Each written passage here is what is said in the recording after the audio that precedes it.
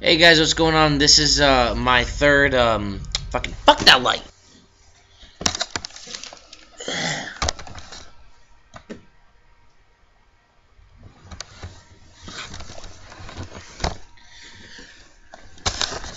Hey guys, what's going on? This is fucking goddamn it.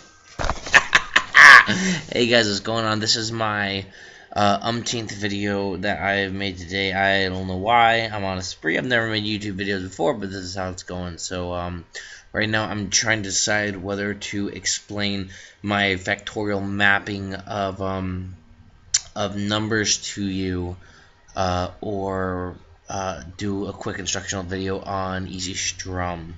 So let's go for the easy strum. That sounds fun.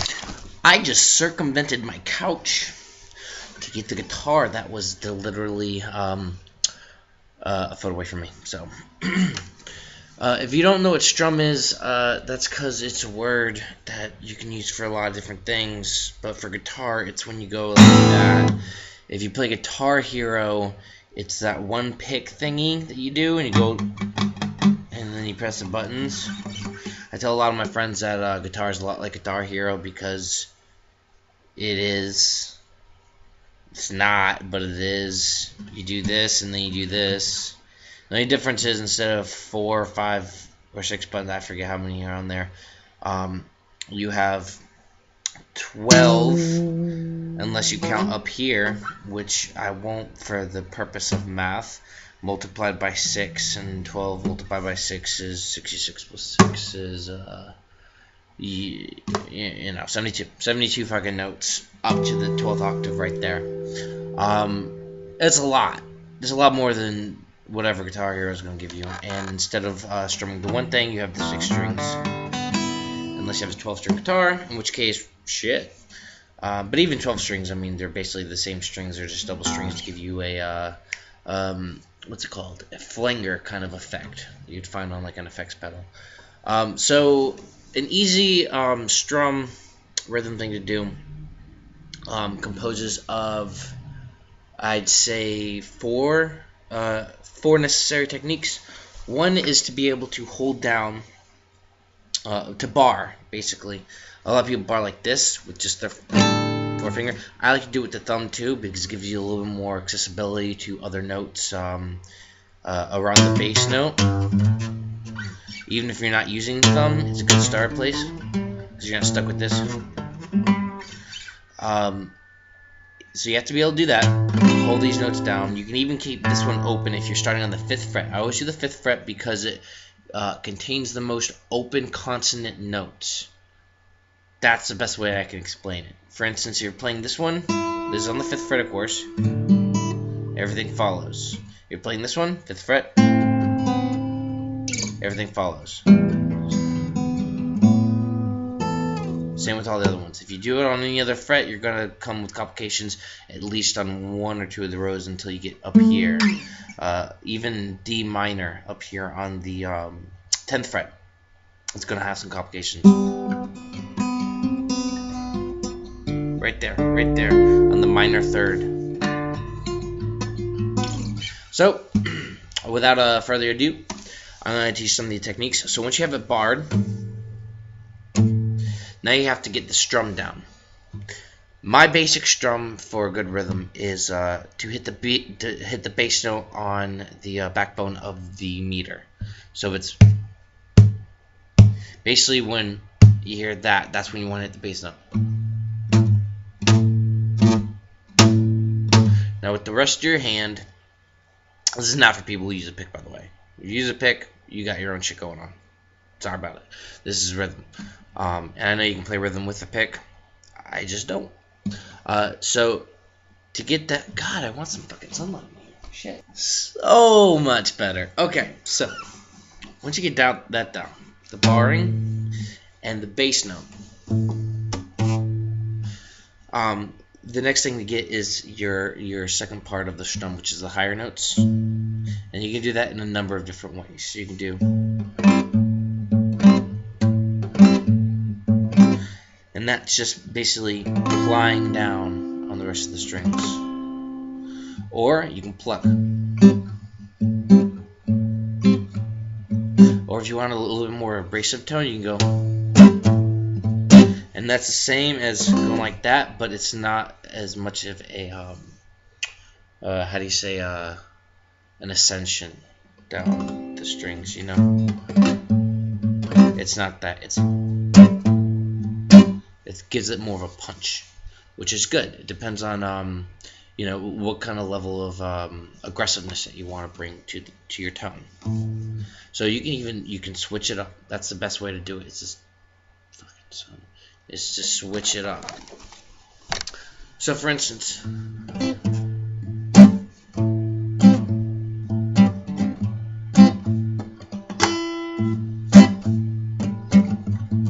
and now the third thing to know with the strumming, because you have this, is upstroking, and it's the same thing, just reverse. So you can go.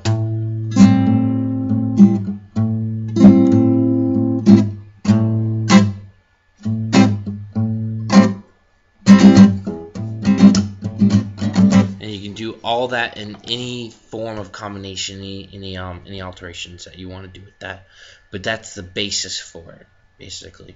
The last one, which doesn't really follow suit with the typical rhythm guitar style, is the individual picking, which would be. But it's a wonderful tool to be able to pull out in the middle of a song, or in any sort of lower profile kind of cadence. Like,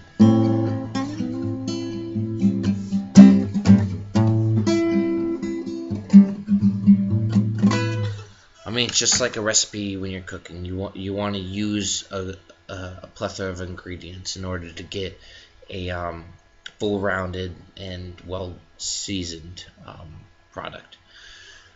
So down here, once you get the barring down, there's not a whole lot that I'm gonna go beyond in this particular video, other than muting. Muting is essential to rhythm beats, because muting allows you to emphasize where the beat is, where the rhythm stands, and where the notes are most emphasized.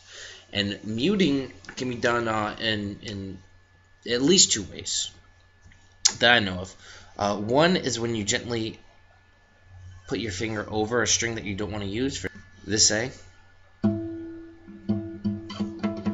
it's muted, and although you can still hear sound, that's kind of really harmonics playing a role in that.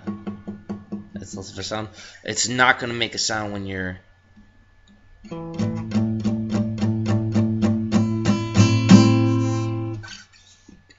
playing all the other notes. So it's really not going to make a sound when you're playing all the other notes. You're not going to notice it.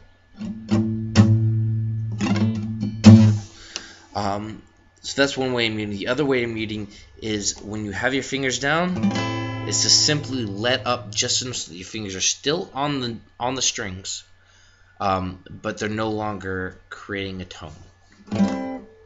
Just like that. It's hard to see on the video, I know, but you know what I'm talking about if you're competent enough to open up a browser. So when you combine that with hitting the bass note on the back part of the meter, combining different types of strumming,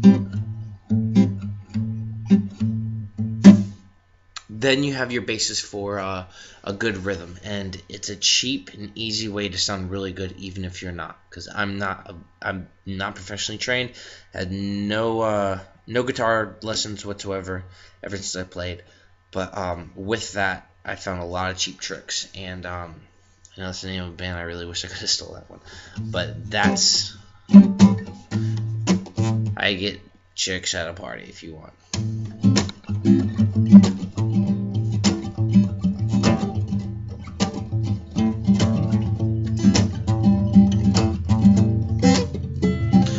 Now, I'm going to do a couple things to show what you can build off that I'm not going to explain in this video, but it's basically adding tensions and adding particular notes to make it sound more of a narrative.